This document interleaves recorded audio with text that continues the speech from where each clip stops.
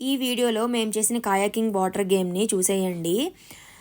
Scuba diving అయిపోగానే kayaking గేమ్కి అయితే ready అయిపోయాను. కాయాకింగ్ అనగానే నేను కూడా ఏంటో ఎలా ఉంటుందో అనుకున్నాను. చిన్న బోట్ని మనమే నడుపుకుంటూ వెళ్ళాలి. ఫస్ట్ స్టార్టింగ్లో చాలా ఎంజాయ్మెంట్ అనిపించింది.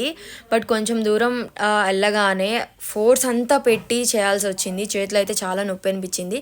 కానీ నేనైతే చాలా బాగా ఎంజాయ్ చేశాను. మేము కాయాకింగ్ చేస్తున్నప్పుడు మాకు జరిగిన బెస్ట్ ఎక్స్పీరియన్స్ ఏంటి అంటే వర్షం పడడం. అసలు బోట్ మేము నడుపుతున్నాము, మళ్ళీ పైన ఒక పక్క రెయిన్, చాలా బాగా ఎంజాయ్ చేసాము. ఇది అయిపోయిన తర్వాత నెక్స్ట్ బనానా రైడ్కి అయితే రెడీ అయిపోయాను. బనానా రైడ్ అయిపోయిన తర్వాత బాగా అలిసిపోవడం వల్ల ఏమైనా తిందామని చెప్పి చూస్తే చిన్న చిన్న స్టాల్సే ఉన్నాయి.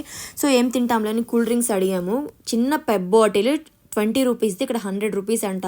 ఇంకా తప్పదు కదా తీసుకొని తాగేసిన తర్వాత మా కోసం అయితే వెహికల్స్ రెడీగా ఉన్నాయి. మేమైతే క్రూజ్లోకి స్టార్ట్ అయిపోయాము. ఇలా మమ్మల్ని సేఫ్టీ బోట్లో క్రూజ్ దగ్గరికి తీసుకొచ్చేసారు.